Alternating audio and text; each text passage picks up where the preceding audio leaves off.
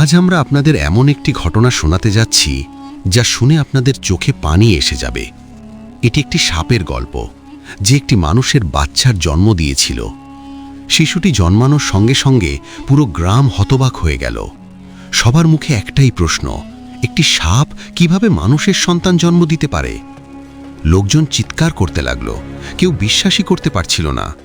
কিন্তু সাপটি ওই শিশুর সঙ্গে যা করেছিল তা দেখে উপস্থিত মানুষের গা শিউরে উঠল। আর যখন সেই শিশু বড় হলো, তখন সেই সাপ এমন কিছু করে বসল যার পরিণতি শুনলে আপনার আত্মা কেঁপে উঠবে। এই অবিশ্বাস্য এবং হৃদয়বিদারক ঘটনাটি পুরোপুরি জানতে আমাদের সঙ্গেই থাকুন। বিসমিল্লাহির রহমানির রহিম। একটি গ্রাম ছিল, সাধারণ তবে শান্তিপূর্ণ। এখানে ছিল না বড় কোনো দালান, ছিল না বিদ্যুতের ঝলমলে আলো, কিন্তু এখানকার পরিবেশে মিশেছিল এক সত্যতা, এক নির্মলতার সুবাস। সেই গ্রামের কাঁচা পথঘাটের মাঝে ছিল একটি পুরনো ছোট্ট কাঁচা ঘর। দেয়ালে মাটির প্রলেপ, উঠানে একটি বুড়ো তেঁতুল গাছ, আর দরজায় টানানো ছিল এক সাদামাটা পর্দা। এই ছোট্ট ঘরে থাকতেন রেহানা বিবি ও তার ছেলে ফরিয়াদ। রেহানা বিবির বয়স পেরিয়ে গেছে। অসুস্থতা তার শরীরকে দুর্বল করে ফেলেছিল। হাড়ে ব্যথা, শ্বাসকষ্ট, আর মনে ছিল শুধু সন্তানের ভালোবাসার ভরসা। তিনি বেশিরভাগ সময় বিছানায় শুয়ে থাকতেন, তবে যখন তার ছেলে বাসায় ফিরত তখন তার চোখে এক আলাদা আলো জ্বলে উঠত, যেন সব কষ্ট কিছুক্ষণের জন্য উধাও হয়ে যেত। ফরিয়াদ তখন যুবক, কিন্তু তার চোখে এখনও শিশুসুলভ নিষ্পাপতা রয়ে গেছে। গায়ের রং শ্যামলা, চোখে ক্লান্তির ছাপ, কিন্তু মুখে এক প্রশান্তির দীপ্তি।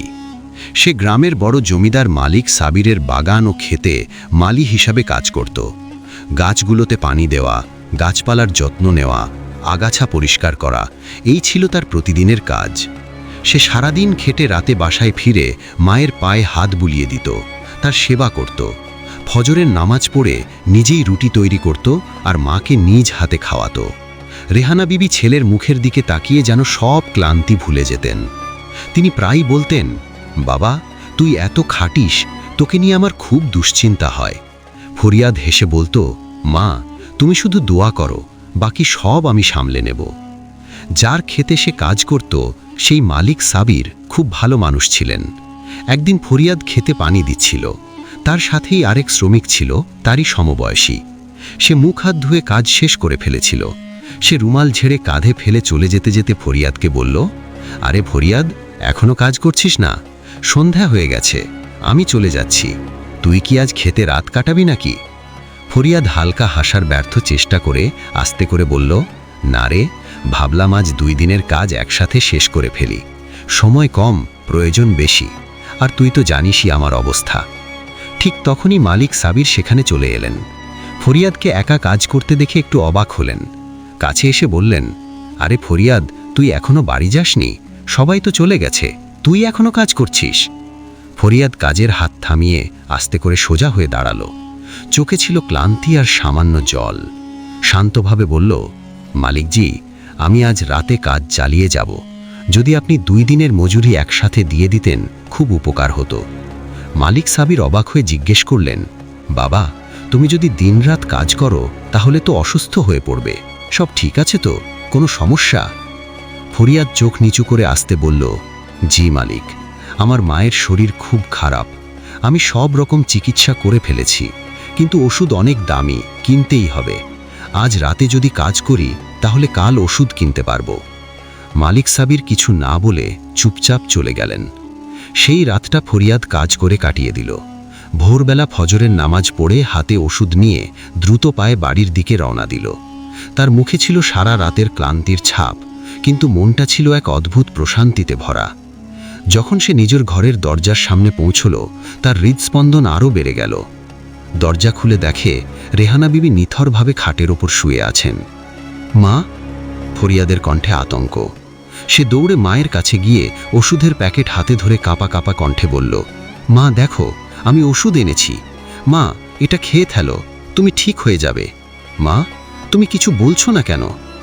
রেহানা বিবি অনেক কষ্টে চোখ মেললেন। তার নিঃশ্বাস ছিন্ন বিচ্ছিন্ন, মুখ ছিল ফ্যাকাশে। দুর্বল হাতে ছেলের মুখ ছুঁয়ে মৃদু কণ্ঠে বললেন, বাবা, আর ওষুধের দরকার নেই, আর কষ্ট করিস না। আমি জানি তুই খুব ক্লান্ত, খুবই ক্লান্ত হয়ে পড়েছিস। ফরিয়াদের চোখে পানি টলমল করছিল। তার হাত থেকে ওষুধ পড়ে গেল নিচে। মা, এমন বলো না, আমি তোমার কিছু হতে দেব না। রেহানা বিবি হালকা নিঃশ্বাস নিয়ে অনেক কষ্টে কাঁপা কাঁপা কণ্ঠে বললেন, বাবা, আমাকে মাফ করে দিস, কিন্তু একটা সত্য না বলে যেতে পারছি না। আমি তো তোর আসল মা নই। ফরিয়াদ বলল, মা, এটা তুমি কি বলছো? রেহানা বিবি বললেন, না বাবা, এটাই সত্যি, আমি তোকে নিজের গর্ভে ধারণ করিনি। এই কথা ফরিয়াদের ওপর যেন বজ্রাঘাতের মতো পড়ল। সে কাঁপতে কাঁপতে বলল, কি? না মা, তুমি তো আমার মা। রেহানা বিবি দুর্বল শ্বাসে বললেন, না বাবা, আমি এতদিন এই সত্যি তোর কাছ থেকে লুকিয়ে রেখেছিলাম। ফরিয়াদের সমস্ত অস্তিত্ব যেন কেঁপে উঠল। তার ঠোঁটও কাঁপছিল। মা, তাহলে আমার আসল মা কে? বলো না মা, প্লিজ বলো। রেহানা বিবির চোখ তখন আকাশের দিকে স্থির হয়েছিল। ঠোঁট যেন আরও কিছু বলার প্রস্তুতি নিচ্ছিল। তোর আসল মা, সে। কিন্তু নাম বলার আগেই তার শরীর নিস্তেজ হয়ে গেল, নিঃশ্বাস বন্ধ হয়ে গেল, আর তার মুখে নেমে এলো চিরন্তন নীরবতা। ফরিয়াদ চিৎকার করে মায়ের বুকে লুটিয়ে পড়ল। মা, মা, না, তুমি আমাকে একা ফেলে যেতে পারো না। সে বুক চাপড়ে কাঁদতে লাগল। চারপাশে নিস্তব্ধতা, মাটিতে ছড়িয়ে ছিটিয়ে পড়া ওষুধ, আর সেই হতভাগা ছেলেটি যে নিজের মা বলেই জানত তিনি যে তার নিজের মা নন। এই বাস্তবতা তার দুনিয়া উল্টে দিল। সে তো কিছুই জানত না। ছোট্ট এক কোণে ঘরে সে এই মায়ের সঙ্গেই দারিদ্র্যের মাঝে বড় হয়েছে। কয়েক বছর আগে তার বাবাও এই দুনিয়া ছেড়ে চলে গিয়েছিলেন। তখন থেকেই ফরিয়াদ ছোট থেকেই মেহনতি শ্রমিকে পরিণত হয়। রেহানা বিবির মৃত্যুর কিছুদিন পর থেকেই সে নিজের ঘরেও অস্থির হয়ে উঠল। সবকিছু যেন ফাঁকা লাগছিল। তবু তার মন আটকে ছিল মায়ের বলা শেষ কথাটার মধ্যে, আমি তোর আসল মা নই। তাহলে আমি কার সন্তান? কে আমার মা? এই অস্থিরতার মধ্যে হঠাৎ করে তার মনে পড়ল এই গ্রামের এক বৃদ্ধা আছেন, আম্মা হালিমা, যিনি তার ছোটবেলা থেকেই তাদের বাসায় আসতেন। নিশ্চয়ই তিনি কিছু জানেন। সে মনের ভেতর শত প্রশ্ন নিয়ে হালিমা আম্মার ঘরে গেল। কাঁপা কাঁপা গলায় বলল, আম্মা, আপনি কি জানেন আমি কার ছেলে? আমার মা মারা যাবার আগে বলেছিলেন তিনি আমার আসল মা নন, কিন্তু তিনি আর বলতে পারেননি আমার আসল মা কে ছিলেন। আম্মা হালিমা তার মাথায় হাত বুলিয়ে বললেন, বাবা, তুই যে জানতে চাস সেটা সত্যি। হ্যাঁ, তুই রেহানার নিজের ছেলে ছিলি না। রেহানা আর তার স্বামীর বিয়ে হয়েছিল অনেক বছর আগে, কিন্তু তাদের কোনো সন্তান হচ্ছিল না। প্রতিদিন এক নতুন আশায় দিন কাটত, আর প্রতি রাত কেটে যেত চোখের জলে, প্রার্থনায়, কিন্তু তাদের কোল ফাঁকাই থাকত। তারপর হঠাৎ একদিন, কেউ জানে না কোথা থেকে, তুই তাদের কোলে চলে এলি। তখন তুই 1 বছরের মতো ছিলি। আমি আর আরও কিছু মহিলা রেহানাকে জিজ্ঞেস করেছিলাম, এই বাচ্চা কোথা থেকে এলো? কারণ সে তো কখনো গর্ভবতীই হয়নি। সে শুধু বলতো, আল্লাহ আমার কোল ভরে দিয়েছেন, আমি আমার নসিব পেয়ে গেছি, এটাই আমার নিজের সন্তান। হালিমা আম্মার ঘর থেকে ফিরে ফরিয়াদ একেবারে চুপ হয়ে গিয়েছিল। যে আশায় সে গিয়েছিল হয়তো নিজের পরিচয় খুঁজে পাবে, সেই আশাও ভেঙে গেল। সে উঠে নিজের ঘরের প্রতিটি কোণা খুঁজে দেখল। সেই পুরনো সিন্দুক খুলে দেখল যেখানে পুরনো কাপড় রাখা ছিল। পুরনো আলমারির ভেতরেও উকি দিল, বিছানার নিচেও খুঁজল। এমন কিছু খুঁজে বেড়ালো যেটা তার আসল পরিচয়ের কোনো ইঙ্গিত দিতে পারে। রাত হয়ে গিয়েছিল, পুরো গ্রাম ঘুমিয়ে পড়েছে, কিন্তু ফরিয়াদের চোখে ঘুম ছিল না। যেন তার মনটা একটা অন্ধকার কক্ষে বন্দী হয়ে গেছে। সে উঠে অজু করল, নামাজের জায়নামাজ বিছিয়ে সিজদায় মাথা রাখল। তার ঠোঁটে কোনো শব্দ ছিল না, শুধু মন থেকে এক গভীর কান্না আর আর্তনাদ আল্লাহ দরবারে পৌঁছাচ্ছিল। সে কাঁদতে কাঁদতে বলল, হে আমার রব, হে আল্লাহ, তুমি তো সব জানো, তুমি অন্তরের সব অবস্থা জানো, তুমি আমার মা বাবার অবস্থাও জানো। আমাকে বলে দাও, আমি কার সন্তান? আমার কোনো মা নেই, কোনো বাবা নেই, কেউ নেই যার রক্ত আমার শরীরে বয়ে চলেছে? আছে কেউ? তাহলে তাকে আমার কাছে পৌঁছে দাও। আমি শুধু জানতে চাই, আমার দোষটা কি ছিল? কেউ ইচ্ছা করে ফেলে দিয়েছিল আমাকে, নাকি কারোর চাওয়ায় আমাকে পরের হাতে তুলে দেওয়া হয়েছিল? তার চোখের পানি জায়নামাজ ভিজিয়ে দিল। হেঁচকি ধরে গিয়েছিল। সিজদায় পড়ে থাকা সেই যুবক যেন তার জীবনের সমস্ত প্রশ্ন এক রাতেই আল্লাহ দরবারে রেখে দিয়েছিল। শেষে সে চুপচাপ বসে পড়ল, নিঃশব্দ, নিঃশ্বাসহীন, নিঃশেষ হয়ে। এমনই এক সন্ধ্যায় যখন সে ক্ষেত থেকে ফিরছিল, গ্রামে পৌঁছানোর মুখেই একটা অদ্ভুত কোলাহল তার কানে এলো। লোকজন ছুটাছুটি করছে, নারীরা শিশুদের নিয়ে দৌড়াচ্ছে, কিছু পুরুষ মাথায় হাত দিয়ে চিৎকার করছে। পুরো পরিবেশে আতঙ্কের ছায়া। সে সামনে থেকে দৌড়ে আসা এক বৃদ্ধের হাত চেপে ধরে বলল, আরে চাচা, কি হয়েছে? সবাই এমন আতঙ্কিত কেন? সবাই কোথায় যাচ্ছে? বৃদ্ধ হাঁপাতে হাঁপাতে বললেন, বাবা, তুইও পালিয়ে যা, না হলে তোকেও মেরে ফেলবে। গ্রামে অনেক মানুষ আহত হয়ে গেছে, এক বিশাল বিষাক্ত সাপ ঘুরে বেড়াচ্ছে। ফরিয়াদের বুক ধক করে উঠল। সে চারপাশে তাকালো। সত্যি, পুরো এলাকা আতঙ্কে স্তব্ধ। ঘরের দরজাগুলো বন্ধ হয়ে যাচ্ছে। আরেকটু এগিয়ে গেলে সে দেখতে পেল কয়েকটি শিশু গাছের আড়ালে কাঁদছে। তাদের সামনে ছিল সেই ভয়ানক বিষাক্ত সাপ, এত বড় যেন অর্ধেক গ্রামকেই সে এক লপ্তে গিলে ফেলতে পারে। তার চোখে ছিল জলজলে লালচে আভা, আর সে ডানা মেলে ধীরে ধীরে সেসব নিষ্পাপ শিশুদের দিকে এগিয়ে যাচ্ছিল। শিশুরা ভয়ে চিৎকার করছিল, আর দূরে দাঁড়িয়ে থাকা গ্রামবাসীরা কাঁপতে কাঁপতে শুধু দেখছিল। কারোর বুকের ভিতর এতটুকু সাহস ছিল না যে সামনে গিয়ে ওদের বাঁচাতে পারে। কিন্তু ফরিয়াদ এক মুহূর্তও দাঁড়ায়নি। সে দৌড়ে গেল সাপটার দিকে, আর ঠিক তখনই সাপটা ফরিয়াদকে দেখে থেমে গেল। তারপর ধীরে ধীরে এগিয়ে এলো ফরিয়াদের কাছে, এবং হঠাৎ সাপটা মাথা নিচু করে ফরিয়াদের পায়ের কাছে বসে পড়ল। যদিও ফরিয়াদ নিজেও সাপটা দেখে কাঁপছিল, ভেবেছিল হয়তো ও আমাকে কামড়ে দেবে, কিন্তু সাপটা কিছুক্ষণ সেভাবেই চুপ করে বসে রইল। সেই একই বিষধর সাপ যে এতক্ষণ ধরে সবাইকে আতঙ্কিত করছিল, পাখা মেলছিল, সে এবার থেমে গেল। তারপর ধীরে ধীরে উঠে কাউকে কোনো ক্ষতি না করে অন্ধকার জঙ্গলের দিকে চলে গেল। এ দৃশ্য দেখে পুরো গ্রাম অবাক হয়ে গেল। এত বিজমজাতক একটা সাপ ফরিয়াদকে কিছু না করেই ফিরে গেল কিভাবে? এক বৃদ্ধ এগিয়ে এসে ফরিয়াদকে জিজ্ঞেস করল, আরে ফরিয়াদ বাবা, এটা কি করলি তুই? সাপটা তোকে দেখে পিছু হটে গেল কেন? ফরিয়াদ অবাক হয়ে বলল, আমিও কিছু বুঝিনি, আমি নিজেও খুব ভয় পেয়েছিলাম। আমি তো শুধু এই শিশুদের বাঁচাতে ছুটে গিয়েছিলাম।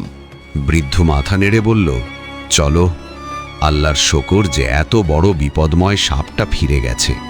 তখন ফরিয়াদ গ্রামের লোকজনের সামনে হাত জোড় করে বলল, আমি আপনাদের সবার কাছে একটা কথা জানতে চাই। কেউ কি জানেন আমি কার সন্তান? আমি আমার আসল মা বাবার দেখা পেতে চাই। সেই বৃদ্ধ লোকটি বললেন, বাবা, যতদূর জানি তোমার বাবা একদিন জঙ্গল থেকে কাঠ কাটতে গিয়েছিলেন। সেখানেই এক পাহাড়ি জঙ্গল থেকে তোমাকে নিয়ে এসেছিলেন। কিন্তু আমরা জানি না তোর মা কে ছিল। তোর বাবা শুধু বলেছিলেন তোকে ওই পাহাড়ি জঙ্গল থেকে নিয়ে এসেছেন। এর বেশি কিছু আমরা জানি না। এই কথা শুনে ফরিয়াদের মন খুব খারাপ হয়ে গেল। সে যখন নিজের ঘরে ফিরত তখন তার দম বন্ধ হয়ে আসত। চারপাশে যেন অদ্ভুত একটা ভারী অনুভূতি ঘিরে ধরত তাকে। তার মনে শুধু একটাই কথা, আমি আমার আসল মাকে খুঁজে বের করব। একদিন সে পাকা সিদ্ধান্ত নিয়ে ফেলল, আর চুপ করে বসে থাকবে না। সে জানত সত্যের চাবিকাঠি লুকিয়ে আছে সেই পাহাড়ি জঙ্গলে, যেখান থেকে তার বাবা তাকে নিয়ে এসেছিলেন। সকালে কাউকে কিছু না বলে সে রওনা দিল এক দীর্ঘ পথের যাত্রায়। চোখে একটাই প্রশ্ন আর হৃদয়ে অস্থিরতা। সে জঙ্গলের দিকে এগিয়ে যেতে লাগল। জঙ্গলের সেই অংশে পৌঁছে সে দেখল সেখানে কোনো মানুষ নেই, এমনকি কোনো পশু পাখিও না। চারদিকে ছিল শুধু নীরবতা আর বিশাল ঘন উঁচু গাছ। গাছের ছায়া মাটিতে পড়ে যেন সব কিছু ঢেকে রেখেছে। পরিবেশে একটা অদ্ভুত চাপা আতঙ্ক ছড়িয়েছিল। ফরিয়াদ একটু এগিয়ে গেল। জঙ্গল আরও ঘন, আরও ভয়ঙ্কর হয়ে উঠছিল। তার ভিতরে ভয় জমতে শুরু করল। চারপাশে তাকিয়ে সে নিজেই ভাবতে লাগল, এই জায়গাটা তো একেবারেই জনমানবহীন। যদি হঠাৎ কোনো হিংস্র জানোয়ার এসে আমায় আক্রমণ করে, আমাকে ছিঁড়ে খেয়ে ফেলে যায়, তাহলে গ্রামে কেউ জানবেই না আমি কোথায় গেলাম। তারা ভাববে আমি মরে গেছি। আমার দেহ এ জঙ্গল গিলে ফেলবে, এমনকি হাড়ের চিহ্নও থাকবে না। এইসব ভাবতে ভাবতে কিছুক্ষণ থেমে রইল। তারপর আবার হাঁটতে লাগল। দেখতে দেখতে যখন রাতের অন্ধকার জঙ্গলে নেমে এলো, সে একটা বড় পুরনো মোটা গাছের নিচে বসে পড়ল একটু বিশ্রাম নেবার জন্য। তার ভিতরটা ভয়ে ভরা ছিল, তবুও মন থেকে একটা আশার আলো সে টিকিয়ে রেখেছিল। সে গাছের ছায়ায় বসে চোখ বন্ধ করতেই হঠাৎ কোথাও থেকে এক দুর্বল অথচ পবিত্র ধরনের আওয়াজ তার কানে এলো। আওয়াজটা এত কোমল আর হৃদয়স্পর্শী ছিল যে সে চমকে উঠে সোজা হয়ে বসল, চারপাশে তাকাতে লাগল। তার মন বলল, এই এত নির্জন গভীর বিপজ্জনক জঙ্গলে একজন মানুষের কণ্ঠস্বর কেমন করে আসতে পারে? সে মনে মনে ভাবল, এ তো কোরআন শরীফের তেলাওয়াতের আওয়াজ। সে নিজের বুক ধরে বলল, এ কে হতে পারে যে এমন এক জায়গায় আল্লাহর কালাম পাঠ করছে? সে আস্তে আস্তে সেই আওয়াজের দিক ধরে হাঁটতে লাগল, ঝোপঝাড় সরাতে লাগল, সাবধানে পা ফেলতে লাগল, চারপাশ দেখে শুনে। সেই আওয়াজ যেন তাকে এক অজানা পথের দিকে টেনে নিয়ে যাচ্ছিল। অবশেষে কিছুটা এগিয়ে যাওয়ার পর তার চোখে ধরা দিল এক আশ্চর্য দৃশ্য। একজন বৃদ্ধ, একেবারে সাদা কাপড় পরা, একা একটি পাহাড়ি পাথরের ওপর বসে আছেন। সামনে খোলা কোরআন শরীফ, আর তার জিভ থেকে আল্লাহর পবিত্র কালামের তেলাওয়াত ভেসে আসছে। তার মুখে এমন প্রশান্তি ছিল যেন পৃথিবীর সমস্ত আলো তার ভিতর থেকেই ছড়িয়ে পড়ছে। আর সেই দৃশ্য সেই ভয়ঙ্কর জঙ্গলের মাঝেও এক আশ্চর্য শান্তির ঘ্রাণ ছড়িয়ে দিচ্ছিল। ফরিয়াদ হতবাক হয়ে সেই বৃদ্ধের দিকে তাকালো, তারপর ধীরে ধীরে পা বাড়িয়ে সামনে গিয়ে দাঁড়িয়ে পড়ল। বৃদ্ধ মাথা তুলে তাকালেন। সেই তরুণকে সামনে দেখে অত্যন্ত মমতাপূর্ণ কণ্ঠে বললেন, বাবা, তুমি কে? এমন এক ঘন বিপজ্জনক জঙ্গলে তুমি একা কি করছো? এই জায়গাটা তো একেবারেই বিপদের মধ্যে ডুবে আছে। এখানে তো কোনো পথচারীও আসার আগে 10 বার ভাবে। তুমি এখানে কেন এসেছো? ফরিয়াদের চোখে পানি এসে গেল। কাঁপা কণ্ঠে সে বলল, বাবা, আমি আমার মাকে খুঁজতে এসেছি, যিনি আমাকে জন্ম দিয়েছেন, যিনি আমাকে নিজ থেকে আলাদা করেছেন। সেই আল্লাহওয়ালা সেই নেক মানুষটি বললেন, বেটা, এত গভীর জঙ্গলে তোমার মায়ের কি দরকার? তিনি এখানে আসবেন কেন? তারপর ফরিয়াদ সেই আল্লাহওয়ালা নেক মানুষটিকে তার সব ঘটনা খুলে বলল, তার সেই দুঃখের কাহিনী যা অনেক দিন ধরে তার বুকে চাপা পড়েছিল। সে কাঁদতে কাঁদতে কাঁপা কণ্ঠে বলতে লাগল, বাবা, এখন আপনিই বলুন আমি কি করব? আমার দত্তক মা তো দুনিয়া থেকে চলে গেছেন, কিন্তু যাওয়ার আগে আমার বুকে রেখে গেছেন একটা প্রশ্ন, একটা হাহাকার, যার উত্তর আমি আজও খুঁজে বেড়াচ্ছি। আপনি জানেন না আমি কতটা যন্ত্রণায় ভুগছি। এ কথা শুনে সেই আল্লাহওয়ালা কিছুক্ষণ চুপ থাকলেন, তারপর বললেন, বেটা, আমি সব বুঝে গেছি। আমি তোমার দত্তক বাবাকেও চিনতাম। এ কথা শুনে ফরিয়াদ চমকে গেল, তার নিঃশ্বাস যেন থেমে গেল। সেই বুড়ো এক গাছের দিকে ইশারা করে ক্লান্ত গলায় বললেন, তোমার বাবাও একদিন এই গাছের নিচে বসেছিল। তখন সে কাঁদছিল, খুব কাঁদছিল। সে প্রতিদিন এই জঙ্গলে কাঠ কাটতে আসত, কিন্তু একদিন সে কাঠ না কেটে শুধু এই গাছের নিচে বসে কাঁদছিল। সে হাত তুলে দোয়া করছিল, হে আল্লাহ, আমি আর কতদিন নিঃসন্তান থাকব? আমার স্ত্রী রাতে উঠে সিজদায় পড়ে কাঁদে, তোমার দরজায় কান্না করে। আমি আর তার চোখের পানি দেখতে পারি না। এখন আমার নিজের শক্তিও ফুরিয়ে যাচ্ছে। তারপর সেই আল্লাহওয়ালা নরম অথচ গভীর কণ্ঠে ফরিয়াদের দিকে তাকিয়ে বললেন, বেটা, তারপর আমি তোমার বাবাকে বলেছিলাম এই জঙ্গলের একটু ভিতরে একটা পুরনো গভীর কুয়ো আছে, কিন্তু সেই কুয়ার পানিতে আল্লাহ তাআলা অনেক শিফা রেখেছেন। এই কুয়ার পানি যদি কেউ নির্দিষ্ট নিয়তের সঙ্গে পান করে তাহলে তার সব চাওয়া পূরণ হয়। আল্লাহ সেই কুয়ার পানি রোগের মহা ঔষধ বানিয়ে রেখেছেন। তোমার বাবা সঙ্গে সঙ্গে সেখানে গেল, কুয়া থেকে পানি তুলল, এবং যেই না সে এক ঢোক পান করল তখনই সে দেখতে পেল এক বিশাল কালো সাপ ধীরে ধীরে তার দিকে এগিয়ে আসছে, যা অনেকটা কুঁজোও ছিল। তোমার বাবা ভয় পেয়ে গেল। সে পেছাতে শুরু করল। সে পালিয়ে যাবার চেষ্টা করছিল। তখনই সেই সাপ মানুষের কণ্ঠে ডাক দিল, হে মানুষ, থামো, আমি তোমাকে কিছু করব না, তোমাকে কোনো ক্ষতি হতে দেব না। তোমার বাবা যখন শুনল যে একটি সাপ মানুষের মতো কথা বলছে, সে তখন এক মুহূর্তের জন্য যেন জমে গেল। তার পা মাটিতে আটকে গেল, মুখে ভয় আর বিস্ময়ের ছাপ। সে ফিসফিসিয়ে বলল, তো তুমি সাপ হয়েও মানুষের মতো কথা বলছো কিভাবে? তখন সেই সাপ, যা আস্তে আস্তে মাটির ওপর দিয়ে এগোচ্ছিল, দুঃখ ভারাক্রান্ত কণ্ঠে বলল, আমি এখন খুব কষ্টে আছি। আমার শরীরের ক্ষত আমাকে পুড়িয়ে দিচ্ছে। আমি একটি মা সাপ এবং আমি গর্ভবতী। এই অবস্থায় আমি আমার সন্তানের যত্ন নিতে পারছি না। আমার আকুতি, যখন আমার সন্তান জন্মাবে তুমি তাকে নিজের সন্তান মনে করে লালন পালন করবে, একজন বাবা যেমন করে। হয়তো তিনি এক মানুষের সঙ্গে বিবাহ বন্ধনে আবদ্ধ হয়েছিলেন, আর তুমি তাদের ভালোবাসার এমন এক নিদর্শন যাকে এই দুনিয়া কোনোদিন স্বীকারই করেনি। কিন্তু এখন সময় হয়েছে এই সত্য থেকে পর্দা সরানোর। তারপর সেই বুজুর্গ আকাশের দিকে তাকিয়ে যেন কোনো দোয়া পড়লেন। তারপর বললেন, বেটা, তোমার সব প্রশ্নের উত্তর তুমি সেই কুয়োর কাছে গিয়েই পাবে যেখানে একদিন তোমার বাবা খালি হাতে চোখের পানি ফেলে আল্লাহর দরবারে কাকুতি মিনতি করেছিলেন। যখন তার চোখের অশ্রু থামছিল না, তখন আল্লাহ তার ফরিয়াদ শুনেছিলেন। ঠিক তখনই তোমার বাবা সিজদায় পড়ে কাঁদতে কাঁদতে বলেছিলেন, হে আমার রব, আজ তুমি আমার ফরিয়াদ শুনেছ, আর আমি আমার সন্তানের নাম রাখব ফরিয়াদ, কারণ এই সন্তান আমার ফরিয়াদেরই ফল। এ তো আমার রবের দেওয়া উপহার।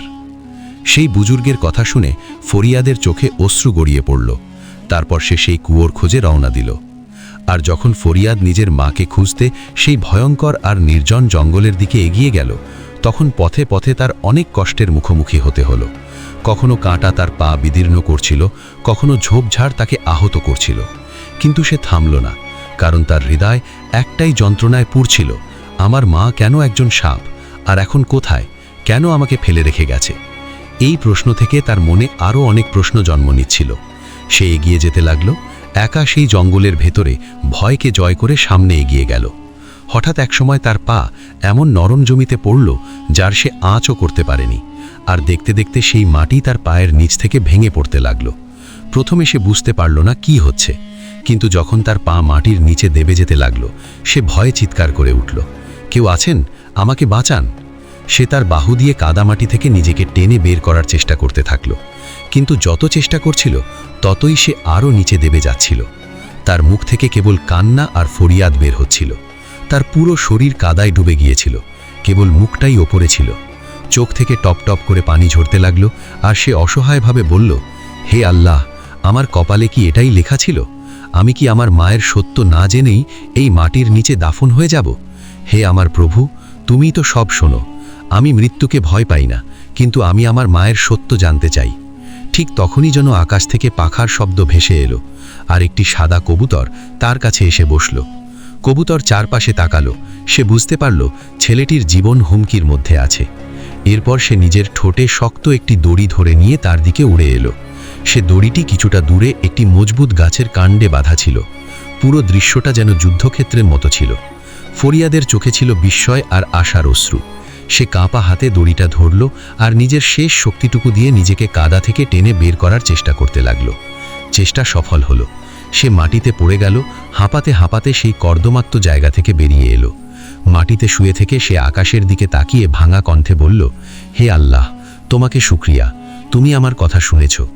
সে উঠে দাঁড়ালো, কবুতরের কাছে গিয়ে তার পালক ছুঁয়ে দিল। তার সামনে হাত জোড় করে বলল, হে পাখি, তুমি আমার জন্য একজন ফেরেশতা হয়ে এসেছ, তুমি আমার জীবন বাঁচিয়েছ, আজ থেকে তুমি আমার বন্ধু। তারপর সে কবুতরকে কাঁধে বসিয়ে এগোতে লাগল। কিছু দূর যাওয়ার পর তার চোখে পড়ল একটি কুয়ো। সে কবুতরকে বলল, বন্ধু, মনে হচ্ছে এটাই সেই কুয়ো যেটাকে আমি খুঁজছিলাম। সে কুয়োর দিকে এগিয়ে গেল, কিন্তু যখন সে কুয়োর কিনারায় পৌঁছল, তার চোখ বিস্ময়ে ছানা বড়া হয়ে গেল, কারণ কুয়োর চারপাশে মাটি ভরা ছিল অসংখ্য সাপ দিয়ে। তারা জিভ বের করে ফোঁস ফোঁস শব্দ করছিল, যেন সেখানে কোনো অচেনা কাউকে সহ্য করতে রাজি নয়। তাদের গায়ে কাঁপন, চোখে ছিল বিদ্বেষ। তারা ফরিয়াদকে ঘিরে ধরার চেষ্টা করতে লাগল। ফরিয়াদের হৃদস্পন্দন বেড়ে গেল। সে কয়েক কদম পেছনে সরে এসে একটি গাছের আড়ালে দাঁড়ালো।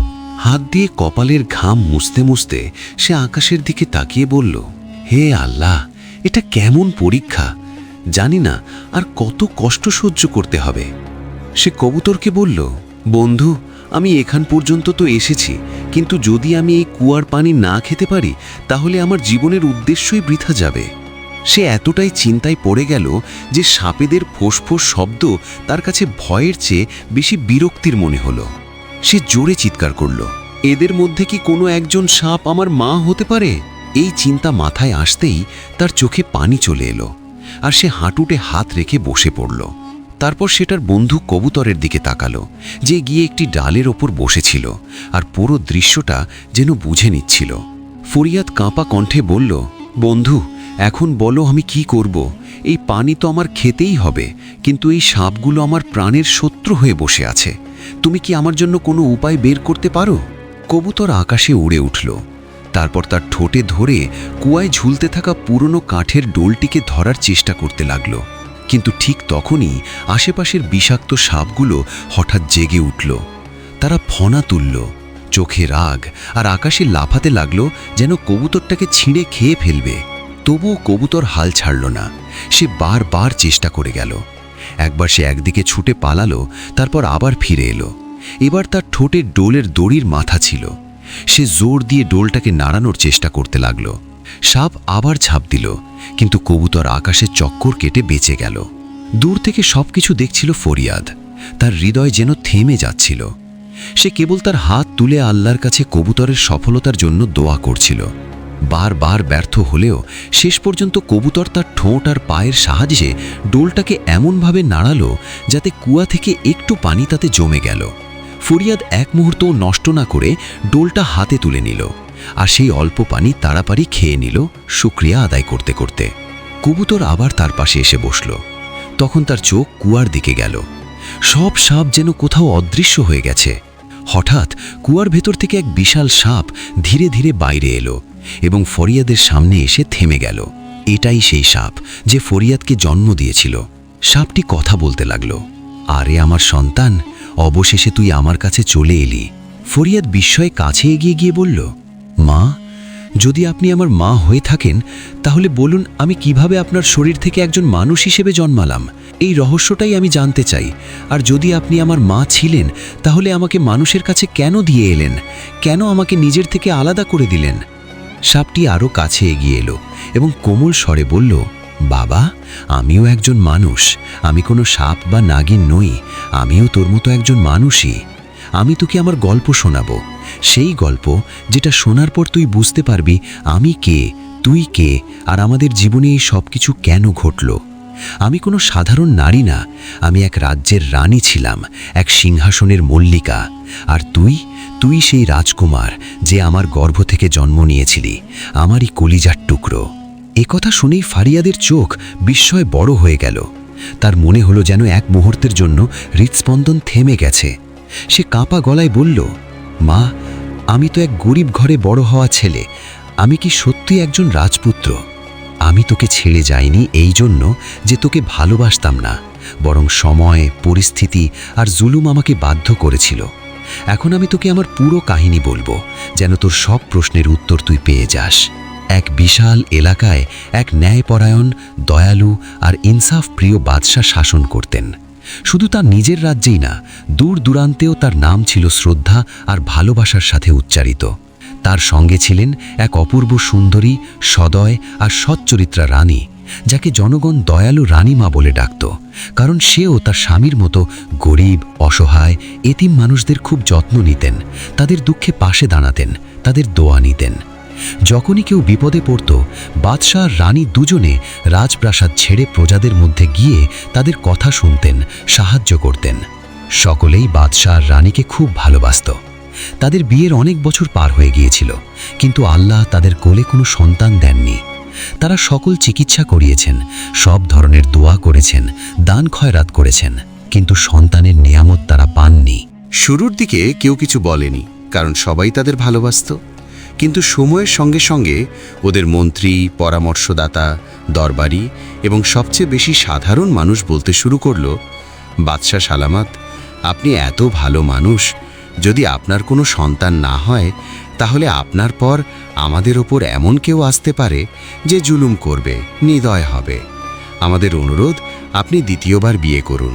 হতে পারে আল্লাহ সেই স্ত্রীকে মাধ্যমে আপনাকে সন্তান দান করবেন। প্রথমে বাদশাহ এসব কথা এড়িয়ে গিয়েছিলেন, কিন্তু যখন গ্রামের গরিব, বৃদ্ধ, এতিম শিশুরাও এই কথা বলা শুরু করল, বাদশাহ সালামত, আমরা শুধু আপনাকেই বিশ্বাস করি। আমরা চাই না আপনার পরে কেউ আসুক যে অত্যাচার চালাবে। আমরা চাই আপনার নিজের রক্তের কেউ আমাদের উপর শাসন করুক, যে আমাদের ভালোবাসবে, ইনসাফ দেবে। তখন বাদশাহ এই বিষয়ে চিন্তা করতে বাধ্য হলেন। যখন রানীর জানা হলো যে সেই সাধারণ মানুষ যাদের সেবায় সে নিজের জীবন উৎসর্গ করেছিল তারাই এখন বাদশাকে দ্বিতীয় বিয়ের পরামর্শ দিচ্ছে, তখন রানীর বুকটা যেন ছিঁড়ে গেল। কিন্তু তিনি কাউকে কিচ্ছু না বলে নিঃশব্দে কাঁদতে থাকলেন। একদিন রাজপ্রাসাদের দরজায় এসে গলা চড়িয়ে চিৎকার করে বললেন, এই কি আমার ভালোবাসা আর সহানুভূতির প্রতিদান?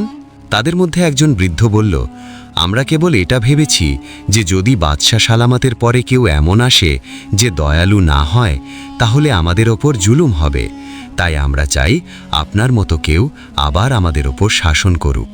কিন্তু এই বিষয়ে রানীর মন কোনো কথা শুনতে রাজি ছিল না।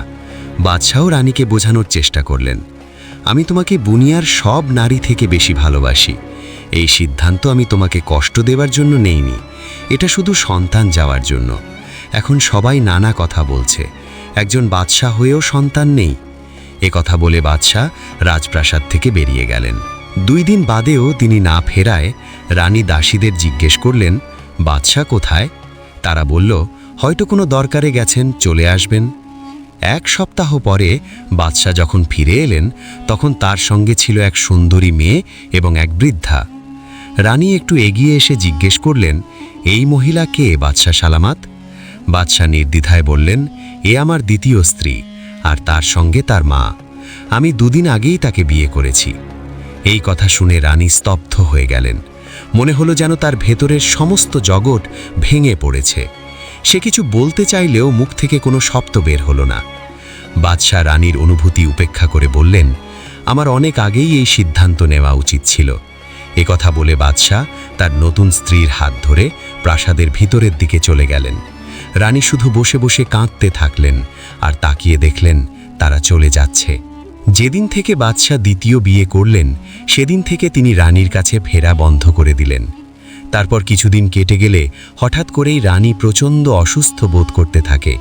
সে চরম দুর্বলতা আর ক্লান্তি অনুভব করছিল, এমনকি চলাফেরাও তার পক্ষে কঠিন হয়ে যায়। তার গায়ের রং হলদে হয়ে যেতে থাকে। তখন রাজপ্রাসাদের এক দাসী, যে সব সময় রানীর সঙ্গে থাকত, আতঙ্কিত হয়ে বাইরে দৌড়ে যায় যাতে কোনো হাকিমাকে ডেকে আনতে পারে। ঠিক তখনই সে বাইরে এসে দেখে সোজাসুজি তার সামনে দাঁড়িয়ে আছে বাদশার দ্বিতীয় স্ত্রীর মা। দাসী যখন তাকে রানীর অবস্থা জানায় তখন সেই বৃদ্ধা মহিলাটি রানীর ঘরে ঢুকে যায়।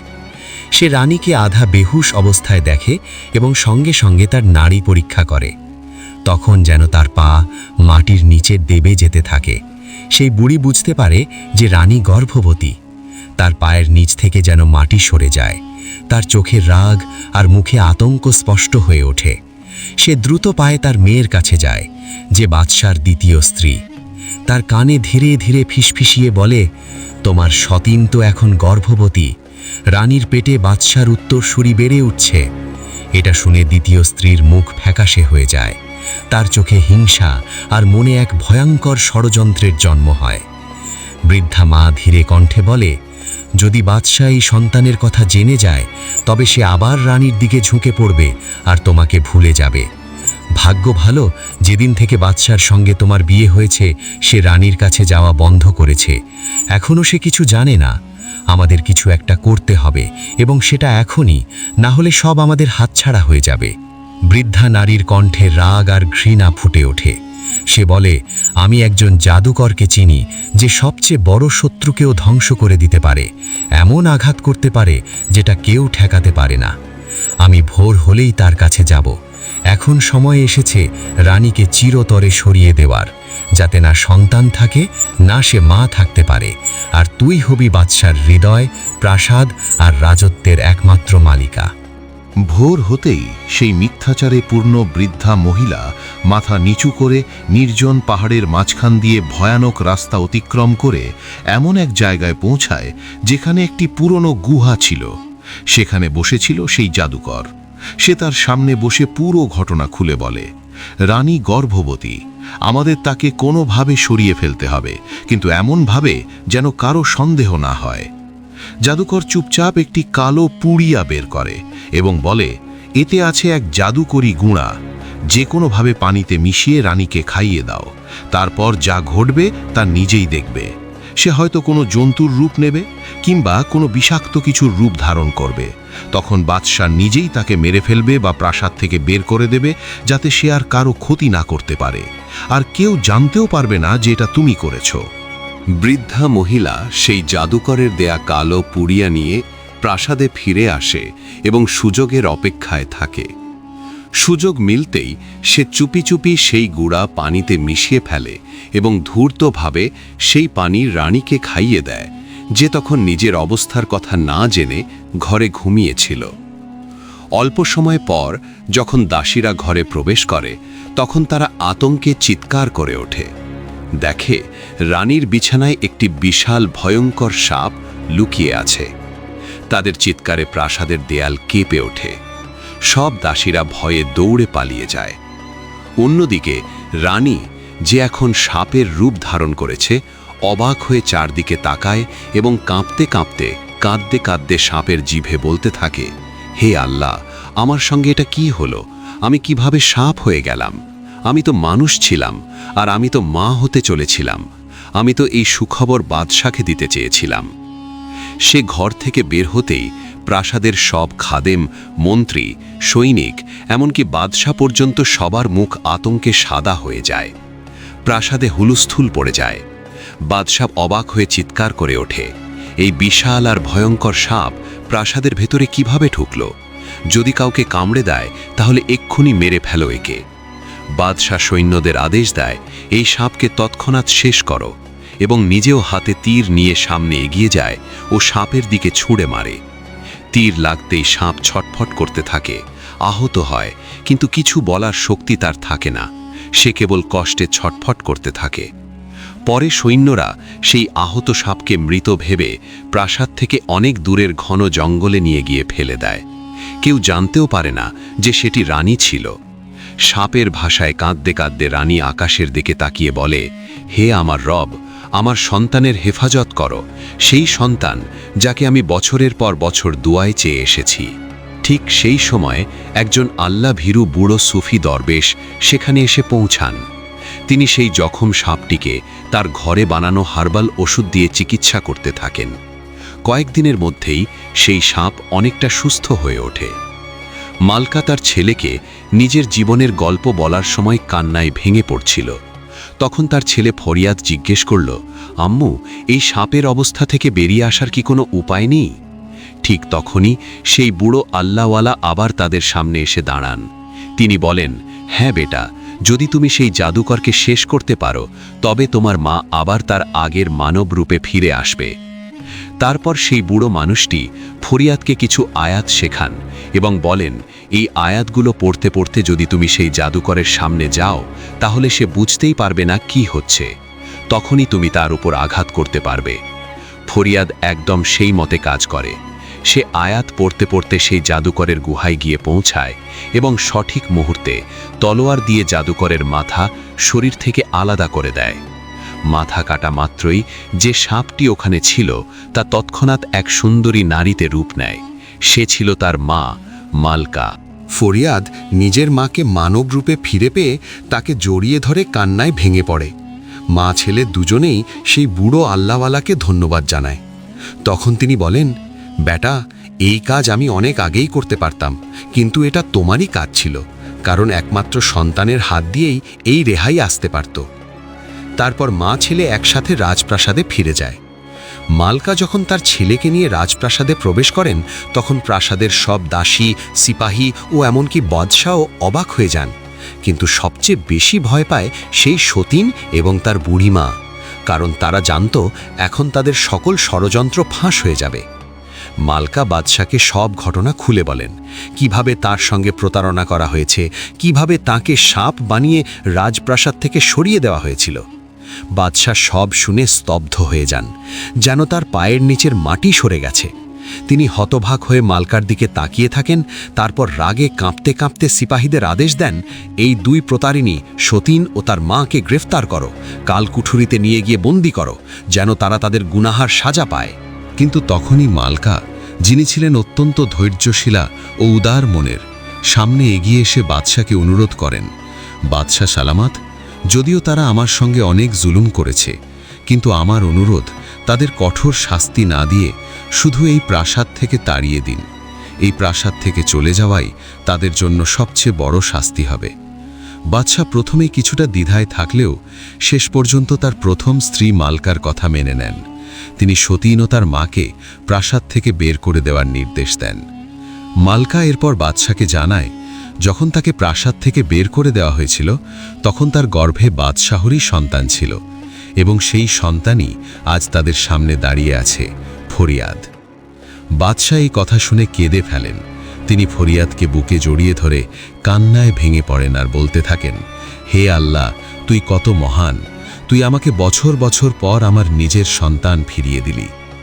বাদশাহ সেই আনন্দে রাজপ্রাসাদে এবং পুরো রাজ্যে উৎসবের আয়োজন করেন।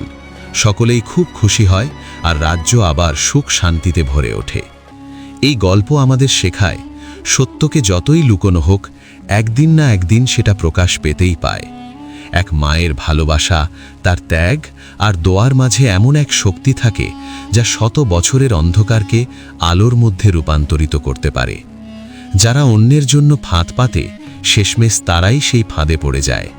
আর যারা ধৈর্য আর ন্যায়ের পথ ধরে রাখে, কদর তাদেরই করে এই দুনিয়া আর তার পরের জগতও। তো প্রিয় দর্শক, আপনারা এই ভিডিওটি কোথা থেকে দেখছেন? আপনার নাম আর শহরের নাম অবশ্যই কমেন্টে জানিয়ে দিন।